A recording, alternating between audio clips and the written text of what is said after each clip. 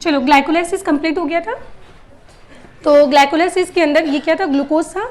And glucose से क्या बना था बोला, बोलो, ग्लूकोज से बना था पायरुविक एसिड बना था।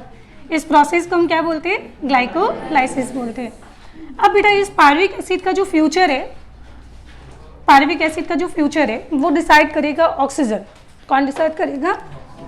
अगर मान लीजिए कि इसको ऑक्सीजन ना मिले तो यहाँ से शुरुआत होगी किसकी, एनएरोबिक रेस्पिरेशन की, क्योंकि ऑक्सीजन तो है ही नहीं।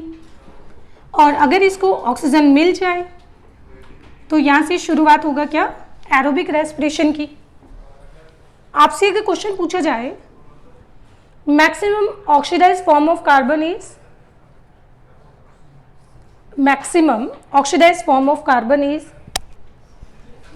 एक कार्बन के साथ हम मैक्सिमम कितने ऑक्सीजन जोड़ सकते हैं, तो ये क्या बन जाता है, तो maximum oxidised form of carbon is CO2 और maximum reduce form of carbon is methane, है ना। ये जेईई मेंस में आया हुआ क्वेश्चन है। तो अब मुझे बताओ कि ऑक्सीजन अगर अवेलेबल है तो ग्लूकोज के सारे कार्बन किस में उड़ जाएंगे, CO2 के अंदर। तो यहाँ से 6 CO2 प्लस 6 वाटर बनेंगे। और जब यहाँ पे क्या हो रहा है, कंप्लीट ऑक्सीडेशन की इनकम्प्लीट है, complete, yes. So that's why हम एरोबिक रेस्पिरेशन को और बोलते हैं क्या, कंप्लीट ऑक्सीडेशन, कंप्लीट ऑक्सीडेशन भी बोलते हैं। और जब कोई चीज़ पूरी तरीके से जलती है तो उतनी ज़्यादा एनर्जी प्रोड्यूस करती है। तो इस केस में यहाँ पे 38 ATP का प्रोडक्शन होता है, जिसमें आप ग्लाइकोलाइसिस की बात पढ़ते हो, क्रेब्स साइकिल, एंड फिर आप लोग पढ़ते हो इसमें इलेक्ट्रॉन ट्रांसफर सिस्टम या चेन। यहाँ तक किसी को परेशानी? अच्छा, अब दूसरा कंडीशन, अगर इसको ग्लूकोज अवेलेबल, ऑक्सीजन अवेलेबल नहीं हो पायरुविक एसिड को, तो क्या सारा का सारा कार्बन CO2 की फॉर्म में कन्वर्ट होगा क्या? नो। तो उस केस में ये आधा अधूरा ऑक्सीडाइज होगा। तो आधा अधूरा ऑक्सीडाइज होकर या तो ये एसिड बनाएगा या फिर अल्कोहल बनाएगा। और ज़्यादा से ज़्यादा यहाँ पे 2 ATP का प्रोडक्शन होगा, क्योंकि सारा ग्लूकोज ऑक्सीडाइज हो ही नहीं रहा है, इनकम्प्लीट ऑक्सीडेशन हो रहा है। तो थोड़ा बहुत ऑक्सीडेशन होगा, थोड़ी बहुत एनर्जी निकलेगी और वही एनर्जी क्या होगी, 2 ATP बनाएगी, है ना। अब नाउ 2 ATP का सोर्स क्या है वो मैं बाद में बताऊंगी, मतलब कहाँ से आए 2 ATP बाद में बात करेंगे। तो क्या एनारोबिक रेस्पिरेशन को हम और इनकम्प्लीट ऑक्सीडेशन बोल सकते हैं, या फिर आपने कभी शब्द सुना होगा बेटा फर्मेंटेशन।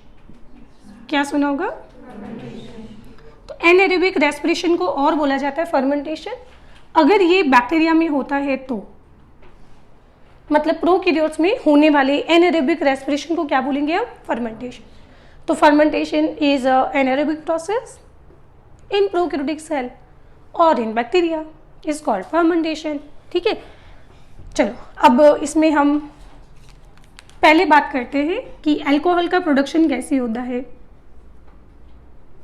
पहला डिस्कस करते हैं यहाँ से अल्कोहल प्रोडक्शन। तो ये आपके पास ग्लूकोज है, ग्लूकोज से ग्लाइकोलाइसिस हुआ और बना पायरुविक एसिड। अब पायरुविक एसिड का मैं क्या करूँ बेटा कि ये बन जाए एथेनॉल। अच्छा, एथेनॉल में कार्बन देखो कितने, CH3 CH2OH, ये फॉर्मूला होता है एथेनॉल का। क्या आप सभी लोग पायरुविक एसिड का डायग्राम बना सकते हैं? आसान है। पायरुविक एसिड में कार्बन कितने, 3, 1 2 और 3। और ये क्या है, पायरुविक एसिड है, तो एक कार्बन पे COH होगा। तो इतना डायग्राम तो सबसे बन जाएगा। बस एक चीज़ आपको जो याद रखनी है, बीच वाले कार्बन पे कीटोन बना दो। तो ये बना दो कीटोन और इस कार्बन की वैलेंसी पूरी कर दो। बस ये डायग्राम हो गया किसका, पायरुविक एसिड का। अब पायरुविक एसिड को देखो और एथेनॉल को देखो, क्या फ़र्क दिखाई दे रहा है? इसमें आपको 3 कार्बन दिखाई दे रहे हैं, इसमें 2 कार्बन दिखाई दे रहे हैं। तो इसका मतलब यहाँ पे एक कार्बन CO2 के फॉर्म में उड़ गया, तो ये यहाँ से क्या रिलीज हो गए, ये रिलीज हो गए CO2। ठीक है, तो अब इसके बाद पीछे जो बचा कंपाउंड वो क्या, ये तो CH3 है यहाँ पे ये CH और O बच गया, 2 कार्बन का एल्डिहाइड हो गया। क्या बोला जाएगा इसको? एसिटल्डिहाइड। एसिटल्डिहाइड, 2 कार्बन का एल्डिहाइड क्या हो जाएगा? एसिटल्डिहाइड। और फिर उससे क्या बन गया? ये बन जाएगा एथेनॉल। एसिटल्डिहाइड और उससे बनाना है एथेनॉल। तो क्या करूँ अब मैं इसमें? एसिटल्डिहाइड में क्या करूँ कि एथेनॉल बन जाए? तो आपने नोटिस किया है कि एक H आपने यहाँ जोड़ा है और एक H आपने यहाँ जोड़ा है। अब ये 2 H आएंगे कहाँ से? ये 2 H आएंगे कहाँ से? आपने ग्लाइकोलाइसिस के अंदर NADH2 सुना है? हाँ, जब पागल एसिड में कन्वर्ट हुआ था, ठीक है, तो इसमें यहाँ पे क्या बना था? NADH2 कन्वर्ट हो जाएगा किसमें? NAD के अंदर। तो क्या मुझे बताओ इस स्टेप में NADH2 क्या? NADH2 यहाँ पे ATS में ATP बनाएगा। हमने बोला ना कि ग्लाइकोलाइसिस में टोटल 8 ATP बनते हैं, अगर NADH2 को भी अगर आप काउंट करो तो। पर क्या मुझे बताओ अब ये NADH2 ATP बनाने में यूटिलाइज होगा क्या ATS में? नहीं। तो अब बताओ ग्लाइकोलाइसिस में टोटल कितने? 4 ATP बनते हैं, उसमें से कर दो 2 माइनस, तो बचे कितने? 2। तो ये बेटा 2 ATP का जो सोर्स है ये क्या है? ग्लाइकोलाइसिस। ये कहाँ से आ रहे हैं? हाँ, तो एनारोबिक रेस्पिरेशन में ये जो 2 ATP बनते हैं कहाँ से आते हैं? ग्लाइकोलाइसिस से आते हैं। कोई परेशानी इसमें? ठीक है। नाउ अब एंजाइम का नाम लिखते हैं। तो यहाँ पे एंजाइम का नाम क्या लिखूँ मैं? पायरुविक एसिड में से CO2 डिलीट हो रही है, CO2 का जुड़ना कार्बोक्सिलेशन, तो CO2 का हटना डीकार्बोक्सिलेशन। तो यहाँ पे हो रहा है एंजाइम का नाम होगा पायरुवेट डीकार्बोक्सिलेज। Pyruvate decarboxylase. अच्छा, यहाँ पे एंजाइम का नाम क्या लिखे ना?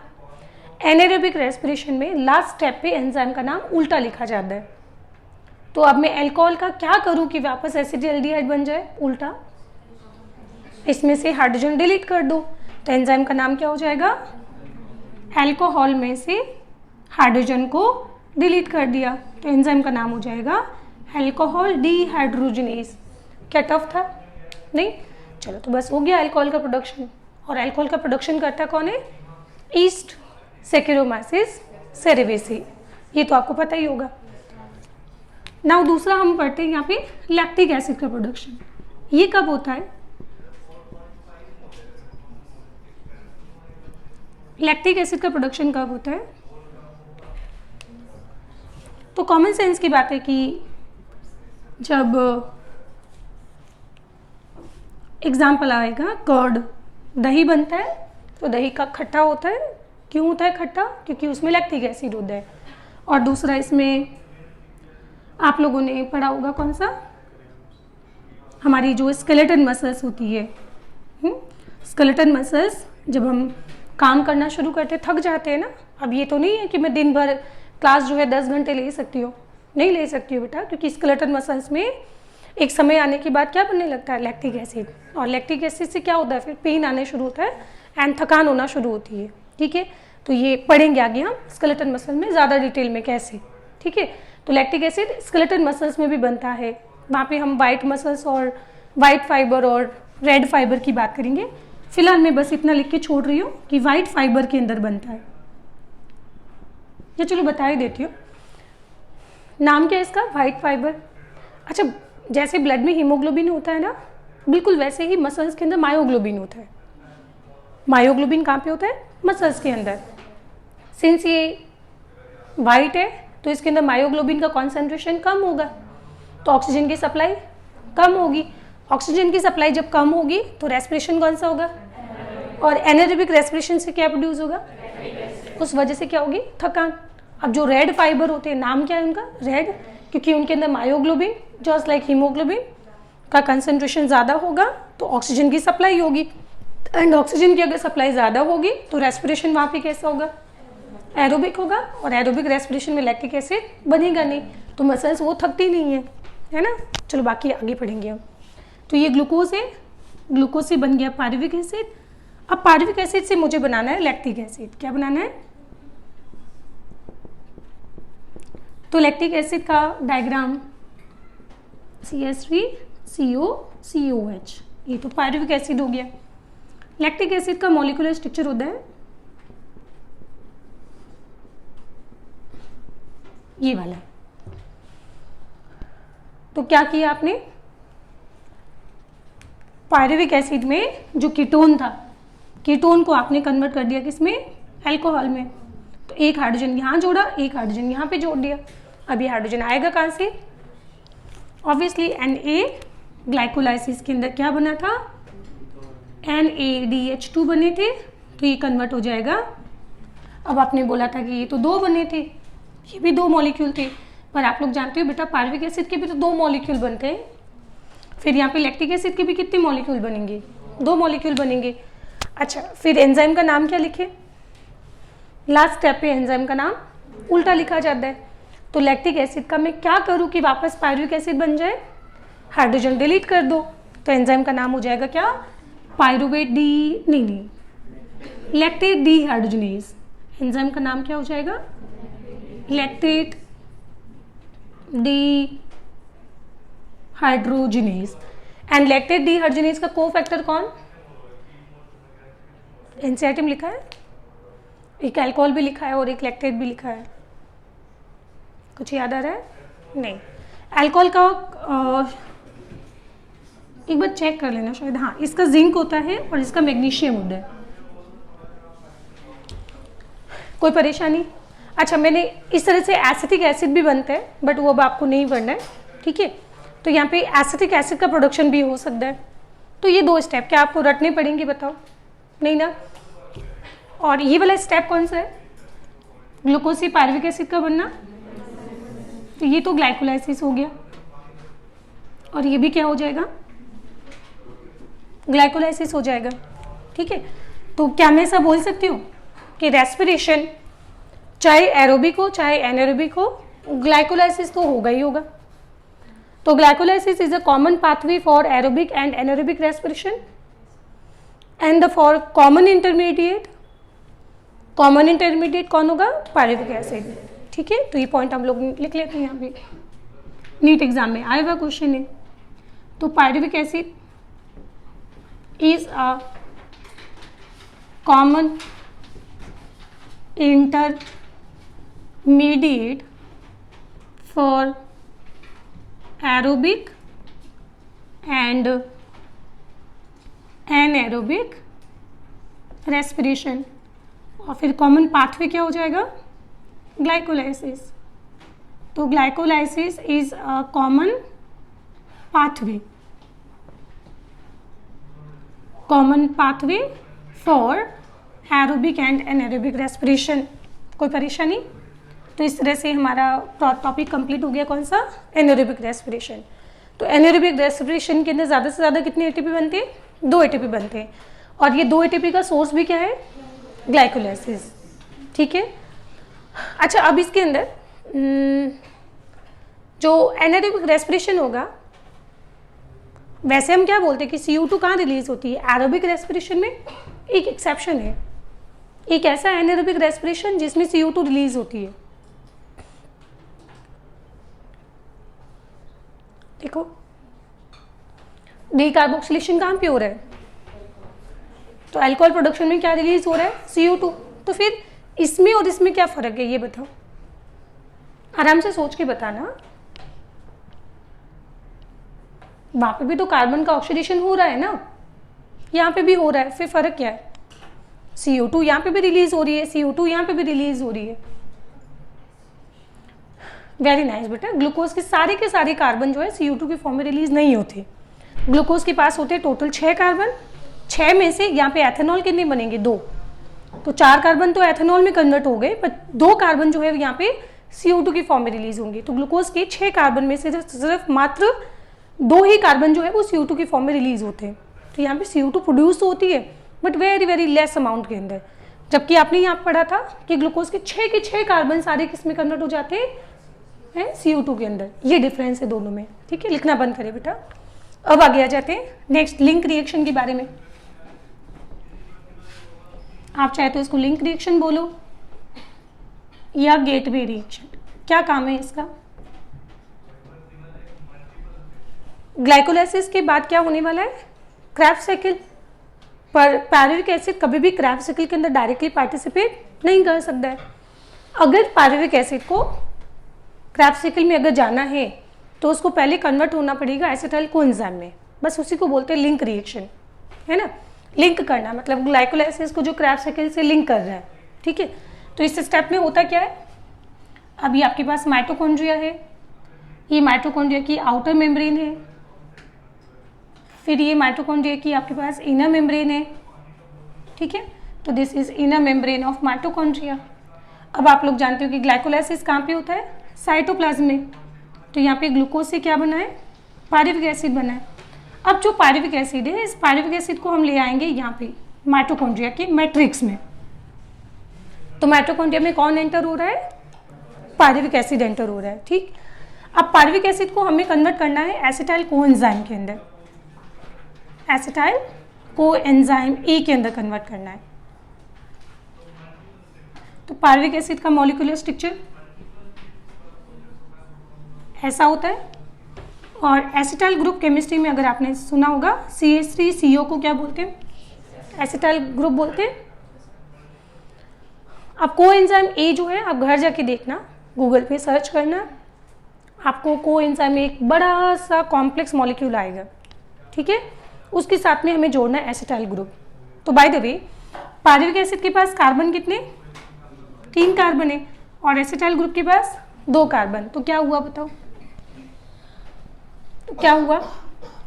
एक कार्बन यहाँ पे CO2 के फॉर्म में उड़ी कि नहीं उड़ी? CH3 C double bond O COOH। तो यहाँ से बन जाएगा एसिटाइल, क्या हो जाएगा? Coenzyme A CH3 C double bond O। तो यहाँ से आपने क्या उड़ा दिया? CO2 उड़ा दिया। तो ये हो जाएगा यहाँ पे डी कार्बोक्सिलेशन।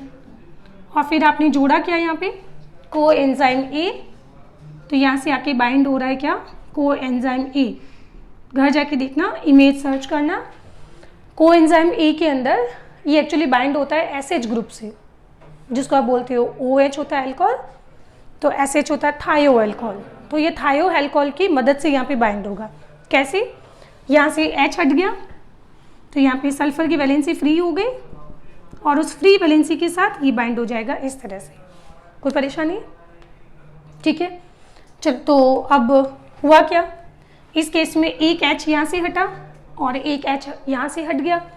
तो इन 2 H को पिक करने कौन आएगा? इनको पिक करने आएगा कौन? NAD, और कन्वर्ट हो जाएगा किसमें? NADH2 में। अब सिंस आपके पास पायरुविक एसिड 2 बने थे तो एसिटाइल कोएंजाइम भी 2 बनेंगे। 2 CO2 यहाँ पे रिलीज होगी और यहाँ पे 2 NADH2 बनेंगे और यहाँ पे 2 एसिटाइल कोएंजाइम भी 2 चाहिए होंगे। ये सभी डबल होगी रिएक्शन, 2 बार। कोई परेशानी इसमें नहीं? तो अब मुझे बताओ ATP किससे बनेगी? CO2 के इससे कि NADH2 के बनने से? ATP तो बेटा NADH2 से बनेगी ना। और ये कैसे बनता है? जब पायरुविक एसिड में से हाइड्रोजन डिलीट होता है। तो एंजाइम का नाम क्या लिखे हम?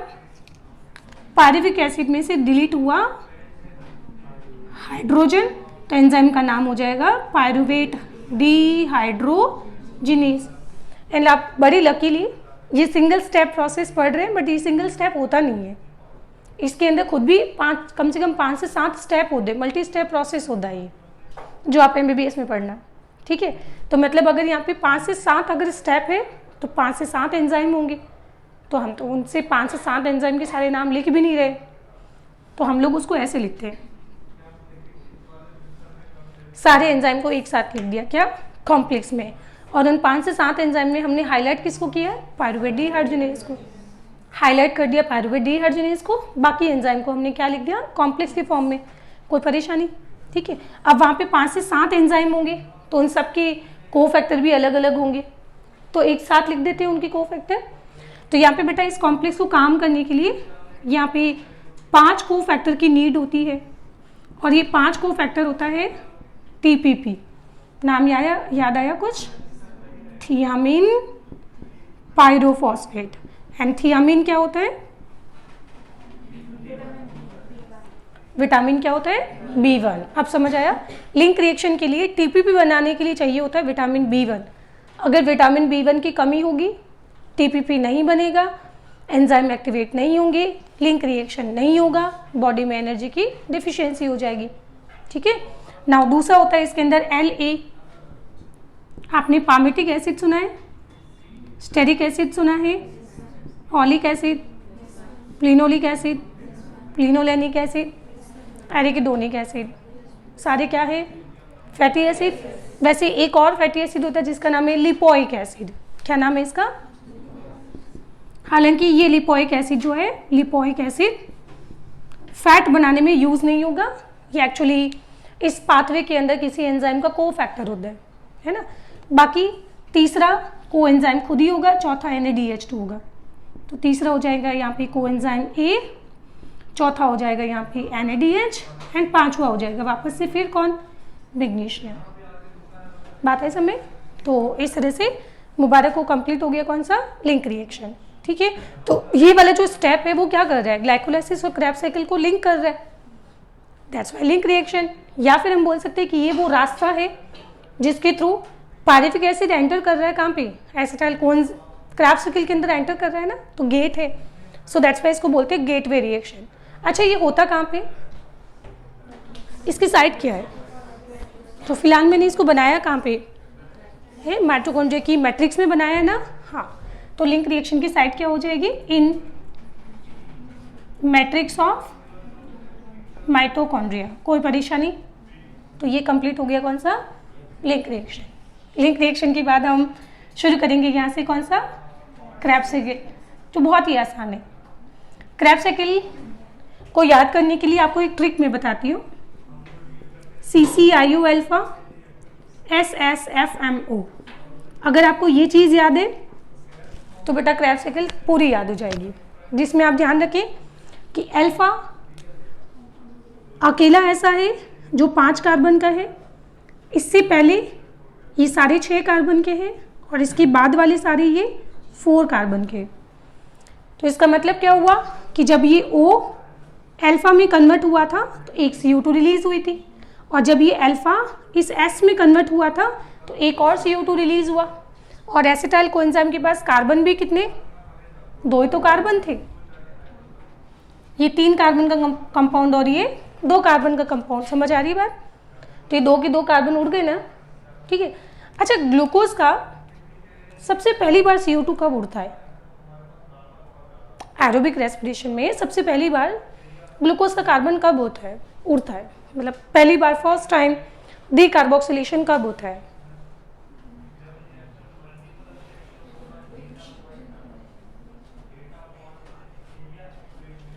क्योंकि ग्लाइकोलाइसिस में कहीं देखा था आपने ग्लूकोज का CO2 उड़ा था? नहीं ना। तो ग्लाइकोलाइसिस में कहीं पे भी डीकार्बोक्सिलेशन नहीं होता है। पहली बार डीकार्बोक्सिलेशन कब होता है? लिंक रिएक्शन के दौरान। और कंप्लीट कार्बोक्सिलेशन कब हो जाता है? डीकार्बोक्सिलेशन क्रेब्स साइकिल के अंदर। तो इसमें आपको क्या याद रखना है? This is citric acid, cis aconitic acid, isocitric acid, oxalosuccinic acid, alpha ketoglutaric acid, succinyl coenzyme, succinic acid, fumaric acid, malic acid and oxalo acetic acid. ठीक है। पर आप पहले आपको ट्रिक याद होनी चाहिए। CCIO अल्फा SSFMO बोले।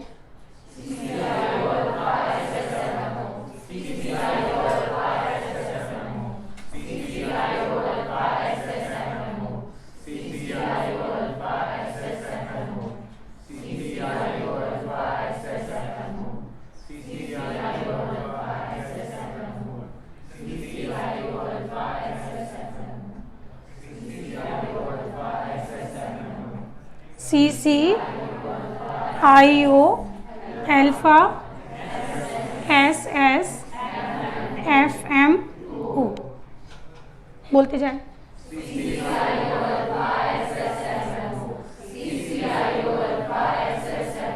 ठीक है। तो अब आप लोगों ने क्या नोटिस किया है कि 5 कार्बन वाले कंपाउंड को मैंने बीच में लिखा है, बाकी इस तरफ वाले सारे 6 कार्बन के कंपाउंड है और इस तरफ सारे 4 कार्बन के कंपाउंड है ना। तो यहाँ से शुरू करते हैं। अब आपके पास ये कौन है, एसिटाइल को एंजाइम ए हो गया, और इसके पास कितने कार्बन होते हैं, 2 कार्बन होते हैं। और अब ये बाइंड होता है किसके साथ, ये बाइंड होता है ऑक्जेलो एसिटिक एसिड के साथ। ये OAA कौन है, ऑक्जेलो एसिटिक एसिड। पता है इसका मॉलिक्यूलर स्ट्रक्चर कैसा होता है, बंद हो गया, कोई बात नहीं, चलो। ऑक्जेलिक एसिड ये होता है 2 कार्बन का डाइकार्बोक्सिलिक एसिड क्या होता है, ऑक्जेलिक एसिड। इसको मैं ऐसे लिखूं तो आपको परेशानी है क्या, नहीं नहीं नहीं, वो बैटरी खत्म हो गई, रहने दो। चलो अब इसमें अगर मैंने यहाँ पे जोड़ दिया COH, तो ऑक्जेलो के साथ क्या जोड़ा, एसिटिक एसिड, तो ये क्या बन गया, ऑक्जेलो एसिटिक एसिड। आसान था, वैसे ही आपको याद नहीं करना है, ये तो मैंने ऐसे ही बता दिया, ठीक है। अच्छा इसमें कार्बन कितने बोलो, पक्का, तो यहाँ पे 4 कार्बन हो गए, इसके पास 2 कार्बन हो गए एसिटाइल कोएंजाइम के पास, तो टोटल कितना हो गया 6 कार्बन। और ये 6 कार्बन का कंपाउंड बनता है कौन, ये 6 कार्बन का बनता है कंपाउंड कौन, सिट्रिक एसिड। तो सिट्रिक एसिड बनाने वाला एंजाइम कौन हो जाएगा, सिट्रिक एसिड का सिंथेसिस हो रहा है, तो यहाँ पे एंजाइम हो जाएगा सिट्रेट सिंथेज, सिट्रेट सिंथेज। आसान था। अच्छा इसके पास तो कोएंजाइम ए भी था, पर क्या इसके पास कोएंजाइम ए है, तो यानी इस स्टेप के अंदर यहाँ से क्या डिलीट हो गया, तो यहाँ से डिलीट हो गया कोएंजाइम ए, बस ये पहला स्टेप था। अब सिट्रिक एसिड का डायग्राम देखें, ये कुछ ऐसा होता है। अच्छा सिट्रिक एसिड में कार्बन कितने बोले, सिट्रिक एसिड में कितने कार्बन है बोले, पक्का, और जरा देखिए इसमें,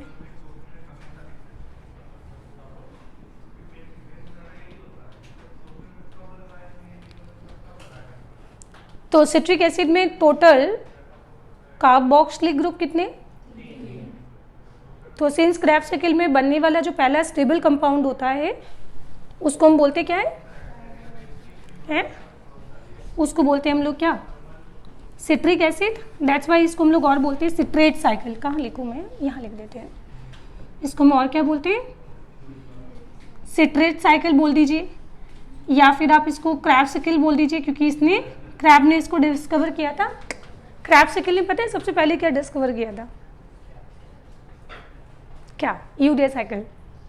एक्चुअली यूरिया साइकिल को फॉलो करते करते करते करते वो पहुंच गए थे क्रैब साइकिल की तरफ, क्योंकि क्रैब साइकिल का एक कंपाउंड है जो उधर यूरिया साइकिल में चला जाता है, तो उसका पीछा पकड़ते करते वापस वो आ गए थे क्रैब साइकिल की तरफ, इधर आ गए थे, पर उन्होंने पहले डिस्कवर किया था क्या, यूरिया साइकिल।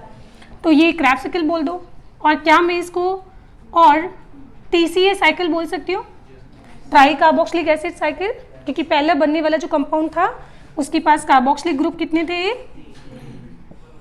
3 कार्बोक्सिलिक ग्रुप थे। दैट्स वाई इसको बोला जाएगा ट्राई कार्बोक्सिलिक एसिड साइकिल। ये डायग्राम ठीक है इसका। अच्छा अगर इस सिट्रिक एसिड में से वाटर अगर हटाया जाए तो, अब वाटर हटाने के लिए आपको एक H चाहिए होगा और एक OH चाहिए होगा, तो यहाँ से मान लो कि मैंने H हटाया, यहाँ से मैंने OH हटाया, तो ये हट गया, ये भी हट गया, इस कार्बन की वैलेंसी फ्री हो गई, इसकी भी फ्री हो गई, दोनों बाइंड होके एक डबल बॉन्ड इंट्रोड्यूस हो गया। ये डायग्राम होता है एकोनिटिक एसिड का। डायग्राम किसका है? अब एकोनिटिक एसिड में देखो, इनको इस पोजीशन को क्या बोलते हैं, सिस या ट्रांस, सिस, इसको सिस बोलेंगे बेटा, इसको ठीक है। तो अगर आप देखो तो इसमें दोनों कार्बोक्सिलिक ग्रुप एक तरफ है ना, तो इसको क्या बोला जाएगा, इसको बोला जाएगा सिस एकोनिटिक एसिड। सिस एकोनिटिक क्या हो जाएगा, एसिड। बताओ तो कैसे बनाया था, सिट्रिक एसिड में से वाटर मॉलिक्यूल हटा दिया था, सिट्रिक एसिड में से वाटर मॉलिक्यूल हटा दिया था। अच्छा वापस वाटर मॉलिक्यूल ऐड कर दो इसमें, तो वापस क्या बन जाएगा, अगर इसमें H और OH अगर मैं वापस जोड़ दो तो वापस क्या बन जाएगा, पर इस बार देखना थोड़ा सा चेंज है, ये डबल बॉन्ड तोड़ा, यहाँ पे मैंने H जोड़ा यहाँ पे OH जोड़ा तो क्या हुआ, सिट्रिक एसिड तो बना बट पहले वाले से थोड़ा अलग, तो ये तो सिट्रिक एसिड का आइसोमर बन गया ना, हाँ, तो इसको बोला जाएगा आइसोसिट्रिक एसिड। ये नाम क्या हो जाएगा, आइसोसिट्रिक एसिड। तो उसके लिए क्या किया था आपने, इसमें वाटर मॉलिक्यूल वापस जोड़ दिया था, तो इसमें से वाटर निकालने वाला भी और वाटर ऐड करने वाला दोनों ही एंजाइम कौन सा होता है, एकोनिटेज। और यहाँ पे भी एंजाइम क्या होता है, और एकोनिटेज को काम करने के लिए को फैक्टर होता है Fe आयरन। ये हिम नहीं है बेटा, को फैक्टर है जो रिवर्सिबली बाइंड भी होता है और हट भी है ना, हिम नहीं है, आयरन है सिर्फ। दिखाई दे रहा है बेटा पूरा इसमें, क्लियर एकदम, ठीक। नाउ अब इसमें ये बन गया। अब आइसोसिट्रिक एसिड से मुझे बनाना है यहाँ पे ऑक्जेलो सक्सिनिक एसिड। क्या नाम लिखना है, ऑक्जेलो सक्सिनिक एसिड। तो उसके लिए मुझे इसमें से 2 हाइड्रोजन डिलीट करने होंगे। कौन से वाले, एक हाइड्रोजन मैंने यहाँ से डिलीट किया, एक हाइड्रोजन मैंने यहाँ से डिलीट किया। नाउ ये बन जाएगा, अभी अभी मैंने बताया था ये कंपाउंड कौन है, ऑक्जेलिक एसिड। पर ऑक्जेलिक एसिड के साथ इस बार कौन जुड़ा हुआ है, 4 कार्बन का सक्सिनिक एसिड जुड़ा हुआ है, तो उसका नाम हो जाएगा ऑक्जेलो सक्सिनिक एसिड। खैर इतना मॉलिक्यूलर फॉर्मूले पे नहीं जाना है, जिनको ये नहीं याद होता तो उनके लिए मैंने बहुत अच्छी चीज़ एक और बताई है, ट्रिक। CCIO अल्फा SSFMO छुट्टी। देखो C stand for citric acid, cis aconitic acid, isocitric acid, oxalo succinic acid. अच्छा इसके पास कार्बन कितने, 6 कार्बन, तो ऑब्वियसली यहाँ पे तो कहीं पे भी डी कार्बोक्सिलेशन नहीं हुआ होगा। अच्छा डी कार्बोक्सिलेशन नहीं हुआ तो ऑब्वियसली यहाँ पे क्या उड़ा होगा, हाइड्रोजन ही उड़ी होगी, है ना। तो यहाँ पे हाइड्रोजन लेने कौन आएगा, और NAD कन्वर्ट हो जाएगा किसमें, NADH2 में। और यहाँ पे एंजाइम का नाम हो जाएगा क्या, क्या हो जाएगा, हाइड्रोजन डिलीट हो रही है ना, तो हाइड्रोजन डिलीट हो रही है तो एंजाइम का नाम क्या हो जाएगा, आइसोसिट्रेट डिहाइड्रोजिनेज। आइसोसिट्रेट डिहाइड्रोजिनेज, आसान था। अच्छा अब आइसोसिट्रेट ऑक्जेलो सक्सिनिक एसिड का मैं क्या करूं कि यहाँ से अल्फा कीटो ग्लूटेरिक एसिड बन जाए। आपने ग्लूटामिक एसिड सुना है, एक अमाइनो एसिड था, याद आया कुछ में, तो उसमें कितने कार्बन थे टोटल, 5 कार्बन थे। और यहाँ पे जो ग्लूटेरिक एसिड बनता है ये भी कितना होता है, 5 कार्बन का कंपाउंड होता है।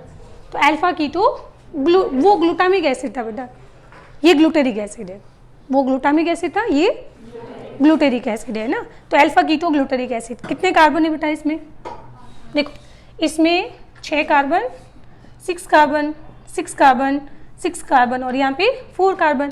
तो ऑब्वियसली इस स्टेप पे क्या हुआ, हाँ मतलब 5 कार्बन, एक CO2 उड़ गई, ठीक है। तो ये बन जाए, ये CO2 ये वाली उड़ती है, ठीक है। अब बताओ 1 2 3 4 5 कार्बन, और 5 कार्बन का कभी आपने डाई कार्बोक्सिलिक एसिड सुना है, डाई कार्बोक्सिलिक एसिड सुने केमिस्ट्री के अंदर, कोई बात नहीं सुना, छोड़ो। तो यहाँ से बन जाएगा ये क्या, इसका नाम हो जाएगा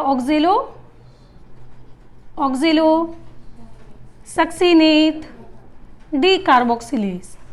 एंजाइम का नाम ऑक्जेलो सक्सिनेट डी कार्बोक्सिलेज। यहाँ तक बताइए कोई परेशानी। तो देखो क्राफ्सिकल आधा याद हो गया आपको, पहला स्टेप, दूसरा, तीसरा, चौथा और 5वां, बस 5 स्टेप और याद रखनी है आपको, ठीक है। ये ट्रिक अगर आपको याद है तो क्राफ्सिकल बड़ी आसानी से याद हो जाएगी आपको, ठीक है। बाकी थोड़ा कॉमन सेंस यूज़ करते रहना तो आपको ऑटोमेटिकली सब पता चल जाएगा कि कहाँ पे क्या करना है, कहाँ पे NH2 हटाना है, कहाँ CO2 हटाना है, अपना आप याद हो जाएगा, ठीक है। अब इधर आ जाओ, अब इसमें हम बनाते हैं यहाँ पे क्या, सक्सिनाइल कोएंजाइम। क्या बनाते हैं, अब जैसे ही हम अल्फा से इधर आए, अब इनके पास कार्बन कितने, 4 कार्बन, ठीक है। तो ऑब्वियसली इसके पास अगर 4 कार्बन है, इसके पास 5 कार्बन है, तो एक CO2 उड़ी होगी, तो अब यहाँ पे एक CO2 कैसे उड़ेगी, बोलो, एक CO2 का यहाँ पे हो जाएगा डीकार्बोक्सिलेशन, तो वो CO2 जो है, चलो यहाँ पे और क्या हो गया, इसका ये हो जाएगा डीकार्बोक्सिलेशन। अब आपको मॉलिक्यूलर स्ट्रक्चर पे नहीं जाना है, छोड़ो इसको, हो गया डीकार्बोक्सिलेशन। प्लस अब इसमें साथ में जुड़ा क्या, कोएंजाइम ए, और जब भी कोएंजाइम आएगा तो कोएंजाइम ए किसकी मदद से यहाँ पे जुड़ेगा, सल्फर की मदद से जुड़ेगा। तो जब ये इसके साथ जुड़ेगा तो बीच में तो यहाँ पे कौन आ जाएगा, सल्फर, बस सल्फर का एक हाइड्रोजन यहाँ से डिलीट हो जाएगा, एक हाइड्रोजन यहाँ से डिलीट हुआ, एक हाइड्रोजन यहाँ से भी निकलेगा, तो ये क्या बन जाएगा, अब यहाँ पे NAD बन जाएगा, किसमें, NADH2 में कन्वर्ट हो जाएगा। ऐसा आपने किसी चैप्टर में पढ़ा था कभी, सेम टू सेम ऐसा कि इसका जुड़ना, इसका हटना, इसका बनना, कोई चैप्टर में पढ़ा था?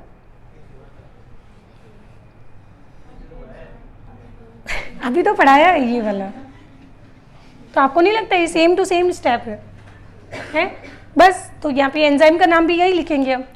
वहाँ पे सबस्ट्रेट पायरुवेट था बेटा, बट यहाँ पे सबस्ट्रेट कौन है, तो एंजाइम का नाम हो जाएगा अल्फा कीटो ग्लूट्रेट डिहाइड्रोजिनेज, एंड क्या लिखेंगे, कॉम्प्लेक्स, और इसके अंदर भी वही 5 कोफैक्टर सेम टू सेम। क्या बताओ, टफ था? नहीं, आगे चले वापस। अब सक्सिनाइल कोएंजाइम से आपको बनाना है सक्सिनिक एसिड। क्या बनाना है, तो यहाँ से बनाना है सक्सिनिक एसिड। तो सक्सिनिक एसिड में और सक्सिनाइल कोएंजाइम में क्या फ़र्क है, इनके नाम में एक कोएंजाइम का फ़र्क है कि यहाँ पे कोएंजाइम ए जुड़ा हुआ है, यहाँ पे नहीं है, तो हटा दो इसको, मतलब एक स्टेप पहले ये जुड़ा था, अब अगले स्टेप में ये हट जाएगा, तो यहाँ से क्या डिलीट हो गया, यहाँ से डिलीट हो गया कोएंजाइम ए। एंड जब ये डिलीट होता है तो इस स्टेप पे भी होता है substrate level phosphorylation, GDP phosphate के साथ जुड़ता है और GTP बनता है, ऐसा प्लांट में होता है, और A से एनिमल और A से ATP, तो यहाँ पे ADP फॉस्फेट के साथ जुड़ेगा और यहाँ पे बन जाएगा ATP। और ऐसा कहाँ पे होता है, एनिमल के अंदर। अब मैं आपको बता चुकी हूँ कि GTP, CTP, UTP, ATP चारों से इक्वल एनर्जी मिलती है, तो 1 GTP इज इक्वल टू क्या हो जाएगा, 1 ATP तो हुआ मोर और लेस, ठीक है। एंजाइम का नाम लिखेंगे, फॉस्फेट जब ट्रांसफर होता है तो काइनेज एंजाइम, फॉस्फेट जब ट्रांसफर होगा तो क्या होगा, अब यहाँ पे जगह नहीं है तो मैं इस एंजाइम को यहाँ लिख रही हूँ, ठीक है, तो काइनेज, ठीक है। अच्छा, OH ग्रुप क्या होता है, अल्कोहल, तो SH ग्रुप क्या होता है, थायो अल्कोहल, तो यहाँ से ये क्या डिलीट हो रहा है, SH ग्रुप डिलीट हो रहा है, तो इसका नाम होगा थायो, और इसका सबस्ट्रेट कौन है, सक्सिनेट, तो एंजाइम का नाम हो जाएगा कौन सा, सक्सिनेट थायोकाइनेज। क्या टफ था, आसान था? चलो, अब सक्सिनिक एसिड से हमें बनाना है कौन सा, फ्यूमेरिक एसिड। क्या बनाना है, फ्यूमेरिक एसिड। तो अब जब यहाँ पे फ्यूमेरिक एसिड आ गया तो यहाँ पे अब FAD आ जाएगा। फ्यूमेरिक एसिड जब भी आएगा तो कौन आएगा, FAD। तो इस बार इसमें से भी हाइड्रोजन डिलीट होगी, बट उस हाइड्रोजन को पिक करने कौन आएगा, NAD पिक करने आएगा। कौन आएगा इस बार, नहीं NAD नहीं, FAD। तो FAD कन्वर्ट हो जाएगा किसमें, FADH2 में। तो हुआ क्या, सक्सिनिक एसिड में से हाइड्रोजन डिलीट हो गया, तो एंजाइम का नाम सक्सिनेट डिहाइड्रोजिनेज, सक्सिनेट डिहाइड्रोजिनेज। अब तक मुझे बताइए कि ग्लाइकोलाइसिस साइटोप्लाज्म में ही क्यों होती है, लिंक रिएक्शन मैट्रिक्स में ही क्यों होता है, और क्राफ्ट सिकल भी सिर्फ मैट्रिक्स में ही क्यों होता है, और ETS inner membrane of mitochondria में ही क्यों होता है, और क्लोरोप्लास्ट फोटोसिंथेसिस क्लोरोप्लास्ट में ही क्यों होता है। कॉमन सेंस की बात है, जहाँ पे एंजाइम होंगे रिएक्शन वही तो होंगी। एक फैक्ट्री है जिसमें मजदूर है, बहुत सारे वर्कर है जो साबुन बनाते हैं, उनको उठा के अगर दूसरी जगह शिफ्ट कर दिया जाए और सेम काम दे दिया जाए तो अब क्या होगा, दूसरी जगह साबुन बन जाएगा। तो आपको जगह से मतलब है कि काम करने वाले से मतलब है, काम करने वाले से मतलब है ना, ठीक है। तो यानी जहाँ एंजाइम होंगे रिएक्शन वहीं पे तो होगी, बट ये एक्सेप्शन है बेटा, आपने पढ़ा होगा कि माइटोकॉन्ड्रिया, क्रैब्स सिकल जो होता है वो कहाँ पे होता है, माइटोकॉन्ड्रिया की मैट्रिक्स में होता है। ये एक्सेप्शन है। Succinate dehydrogenase enzyme inner membrane of mitochondria में होता है। बताऊंगी कैसे, अभी रुक जाओ, अभी लिख के छोड़ देना। और इस एक्सेप्शन पे नीट एग्जाम में क्वेश्चन भी आते हैं। क्रैब सिकल का एक इकलौता ऐसा एंजाइम जो मैट्रिक्स में नहीं होता है, जो कहाँ पे होता है, इनर मेम्ब्रेन ऑफ माइटोकॉन्ड्रिया में होता है। ठीक है, खत्म। नेक्स्ट उसके बाद हम पढ़ते हैं फ्यूमरिक एसिड से बनाना है अब कौन, कभी खाया है आपने मैलिक एसिड? एप्पल खाया है? तो एप्पल में कौन सा एंजाइम होता है, कौन सा एसिड होता है, मैलिक एसिड।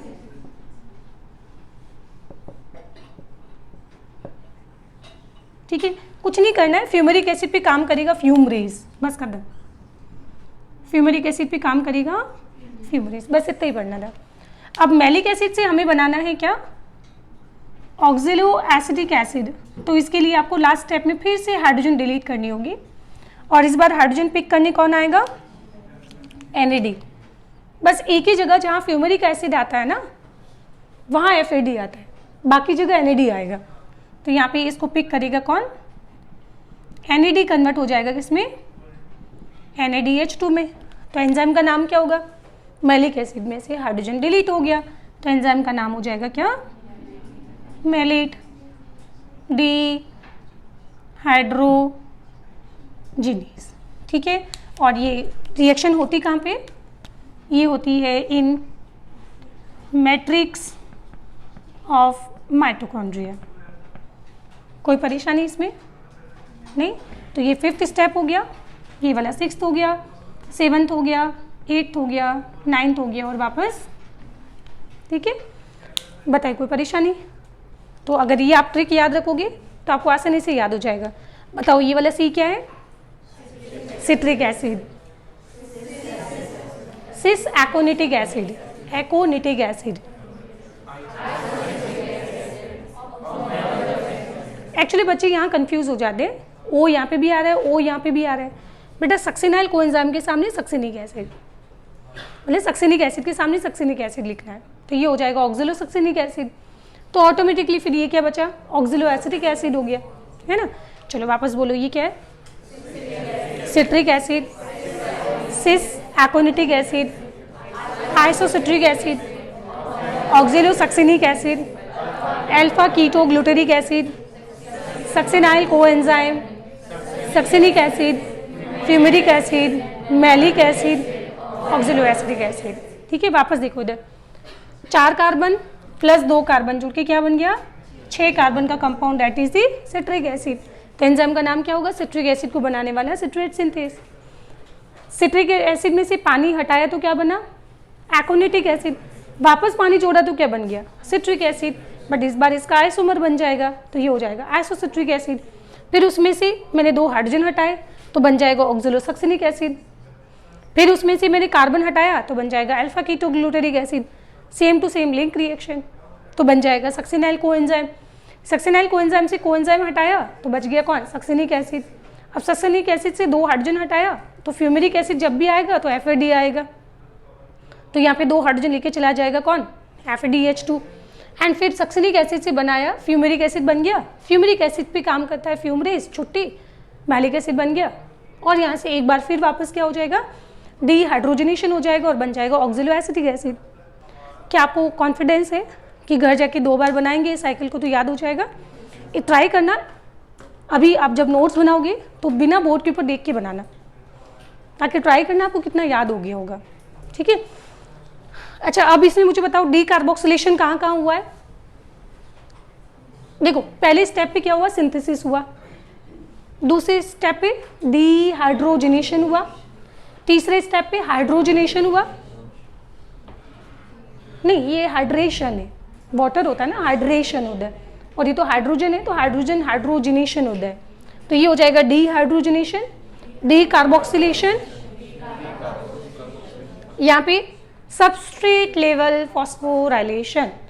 ग्लाइकोलाइसिस में आपने 2 जगह पे सबस्ट्रेट लेवल फॉस्फोराइलेशन पढ़ा था, स्टेप नंबर 7 और 10 पे। अब आप क्रैब साइकिल में सिर्फ एक ही जगह ऐसी है जहाँ पे डायरेक्ट ATP बनती है, और वो स्टेप भी देखो 7th है, क्या को इंसिडेंस है ना, वहाँ पे भी 7th स्टेप, यहाँ पे भी 7th स्टेप हो गया, है ना।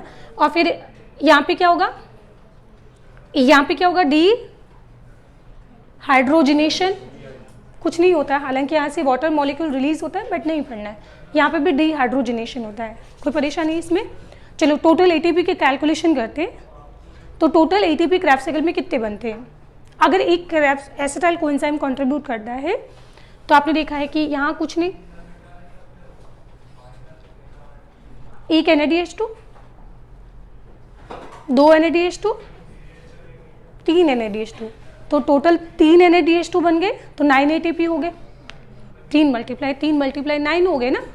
अच्छा, फिर एक ATP बन गया, 10 हो गया। और FADH2 अभी हम जाके पढ़ेंगे कितने ATP बनते हैं, 2, तो 10 + 2 कितने हो गए, 12। तो क्रैफ्ट साइकिल के अंदर एक एसिटाइल कोएंजाइम से कितने 12 ATP का फॉर्मेशन होता है। ये सीधा सीधा रट लेना काम का है। क्रैफ्ट साइकिल में जब एक एसिटाइल कोएंजाइम कंट्रीब्यूट करता है तो कितने 12 ATP बनते हैं। वो तो एसिटाइल कोएंजाइम जब एक कंट्रीब्यूट करे, पर आप लोग जानते हो कि पार्विक एसिड कितने बनते हैं, 2। लिंक रिएक्शन कितनी बार होगी, 2 बार होगी, तो यहाँ पे 2 CO2 उड़ेंगे। एसिटाइल कोएंजाइम में कितने बनेंगे, 2। तो ये क्रैफ्ट साइकिल, एक ग्लूकोज से क्रैफ्ट साइकिल कितनी बार चलेगी, 2 बार। एक ग्लूकोज से क्रैफ्ट साइकिल कितनी चलेगी, 2 बार। बात आ रही समझ में, ठीक है। तो ये क्रैफ्ट साइकिल भी हमारा हो गया खत्म। लिखे जल्दी, बेटा इसको बंद कर दो। मैम आपने क्या कहा था कि जब कोई एंजाइम